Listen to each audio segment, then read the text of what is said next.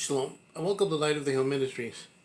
In today's study, we will be continuing in Genesis. If you want to follow along, I will be posting this in the comment box below. And now, under the teaching. And from there he moved to the mountain east of Bethel, and he pitched his tent, with Bethel on the west and Ai on the east. And he built there a slaughter place to Yahweh, and he called on the name of Yahweh. Genesis 12, verse 8.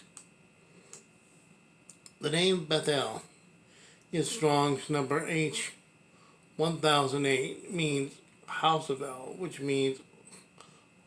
was on the west, and Ai, Strong's H 5857, which means heap of ruins, which is on the east. In other words, Abraham was presented with a clear choice: to the west, sea and water, or to the east, ancient and old. He would have to choose whether to follow Yahweh's word and allow his word to wash him, or to return to ruinous heap of his past, from which he had emerged to follow Yahweh's word. While Abraham was constructing an altar and calling on the name of Yahweh, he chose to face south rather than west or east. Then Abraham set out, continuing toward the south. Genesis 12, verse 9. The Hebrew word for south is Negev, Strong's number H5045, from an unused root meaning to be parched, south, from its drought. Specifically, the Negev, or southern region of Judah, occasionally Egypt. So the question becomes, why did he choose to go south? The answer is in the next verse. And the scarcity of food came to be in the land, and Abraham went down to Mitzrayim to dwell there, for the scarcity of food was severe in the land. Genesis 12, verse 10. The Hebrew word that is translated as scarcity of food comes from the root word ra'ah, Strong's number H7458, which means famine, hunger, or famished. We must understand that Abraham's travel had nothing to do with him simply having the desire to move. Moving was always dangerous and difficult. Rather, Abraham's movements were influenced by the never-ending search for water for his flock, as well as a full-fledged famine that threatened his family's survival. In a sense, Abraham appears to have taken his gaze away from the Almighty Teacher, Yahweh, who had appeared to him, possibly due to the physical reality of lack of sustenance. When things get tough, we must keep trusting in Yahweh, holding fast to his sure promises, and not looking to the world for solution to our problems and struggles. Leaving his family and traveling to an unknown land required a huge leap of faith. He saw Yahweh and heard his word of promise after he arrived. Why then did Yahweh allow a famine after they expected to settle down and enjoy their new home? To teach Abraham and Sarah a fundamental lesson in the school of faith, a lesson that we must all learn, and that is, triumphs are frequently followed by tests. This principle was seen in Israel's history after being delivered from Mitzrayim. This triumph of freedom came after the necessary testing, in which they were without water, hungry, and attacked by the Amalekites. And throughout this, one of the most powerful enemies of their faith wasn't those physical objects. No, it was pride. And it's not only theirs, but all of mankind's. When you win or experience a victory, you may become confident and begin telling yourself that you can defeat any enemy at any time. and you may begin to rely on your previous experience and growing knowledge of the Word, rather than entirely on Yahweh.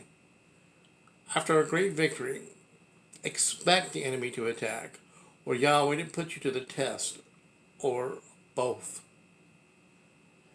This is the only way for our faith to grow.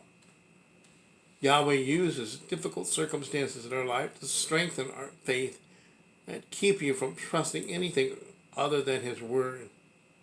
Running away from the problem will not work. Abraham went down to Mitzrayim instead of remaining in the land and trusting Yahweh to help him. The Hebrew word that is translated as went down comes from the root word yarad, Strong's number H3381, which means to come or go down, descend. In the scriptures, Mitzrayim is a symbol of the world system and its bondage, while the land of Israel is a picture of the inheritance of blessing that Yahweh has for us.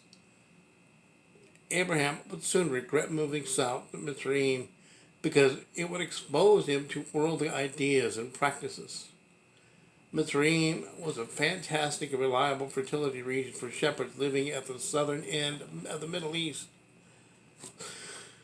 Similar to what Mesopotamia was for those living to the south, ideal for Abraham's flock, but ultimately unwise.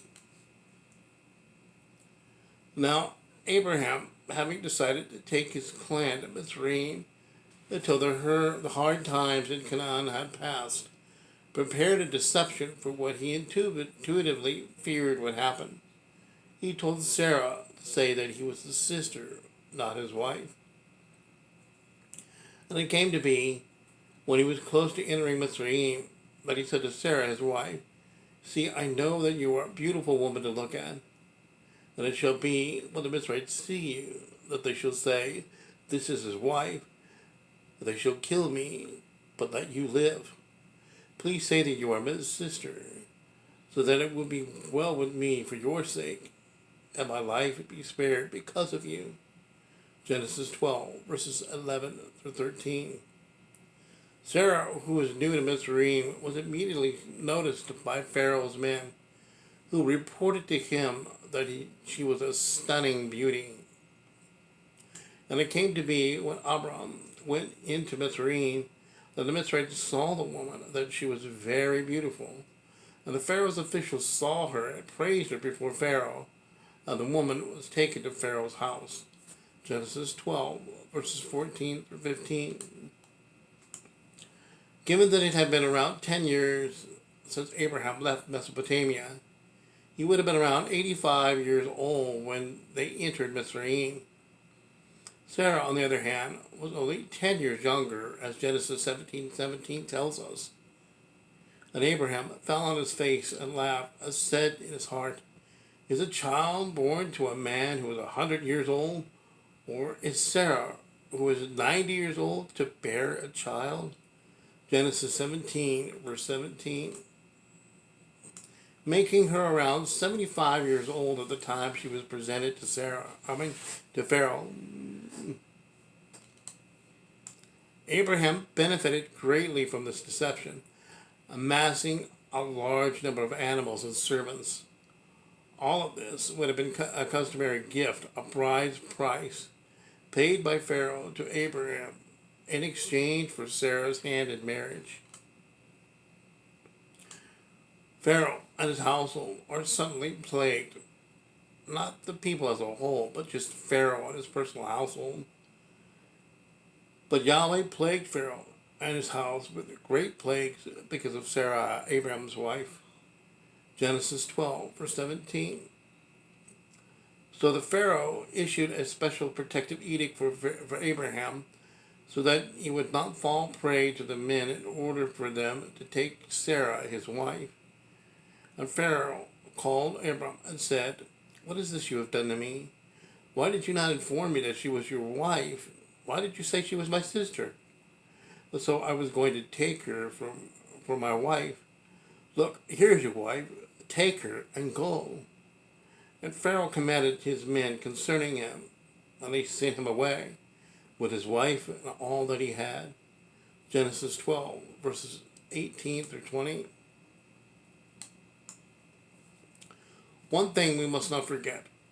Right here, a relationship of the sort is being formed that will bring Yahweh's line of promise into contact and conflict with Mitzrayim for centuries to come. It's also worth noting that this particular Pharaoh of Mitzrayim was wise enough not to mess with Abraham too much, because several hundred years later, another Pharaoh displayed a less than wise attitude towards Yahweh's people, and neither he nor Mitzrayim was ever the same after that. Abraham failed the test of circumstances and turned from the will of Yahweh. When in Mitzrayim, he faced a new set of problems, and if you run away from one test, you'll face another. Once enrolled in the school of faith, you're not allowed to drop out because of a single failure. Yahweh has plans for your life and will do everything in his power to see them through, as long as we submit and respond correctly to his leading through his word. Being persuaded of this, that he who has begun a good work in you shall perfect it until the day of Yahushua Messiah. Philippians 1, verse 6. All Abraham had to deal with in Canaan was famine, but in Mitzrayim, he had to deal with a proud ruler and his officials. Pharaoh was regarded as an Elohim, not in the same way as Abraham's Elohim, who was loving, generous, and faithful. Abraham quickly realized that dealing with the circumstances in Canaan was preferable to dealing with the people in Mitzrayim. Abraham had no slaughter place for Yahweh in Mitzrayim, and you don't find him calling out Yahweh for guidance. When you stop trusting Yahweh's word, you begin to rely on man's wisdom, which leads to trouble. When you're in a place chosen by Yahweh, there's no need to be afraid, because fear and faith cannot coexist in the same heart. See, El is my deliverance. I trust and am not afraid. For Yahweh is my strength and my song, for he has become my deliverance. Isaiah 12, verse 2. The fear of Yahweh is the fear that conquers every fear, but the fear of man brings a snare. The fear of man brings a snare, but whoever trusts in Yahweh is set on high. Proverbs 29, verse 25. We frequently say, they will, instead of trusting that Yahweh will. We turn our eyes away from Yahweh and toward man. And Abraham lied in order to be treated well. As the husband, he should have prioritized his wife over him, that he had no business taking her there in the first place.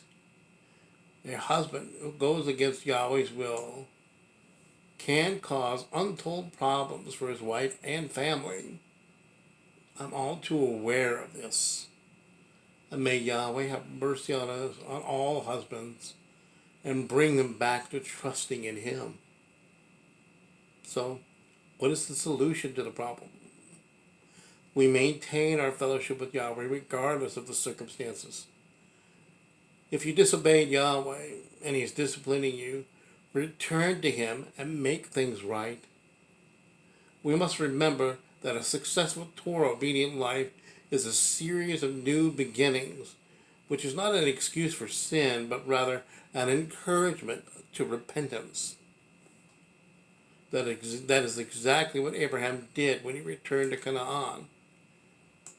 He was back where he began when he first called out Yahweh at Bethel and Ai. We too must return to where we began and seek refuge in the Almighty, where Yahweh's house is, and remain under his covering. And may we all pray this prayer.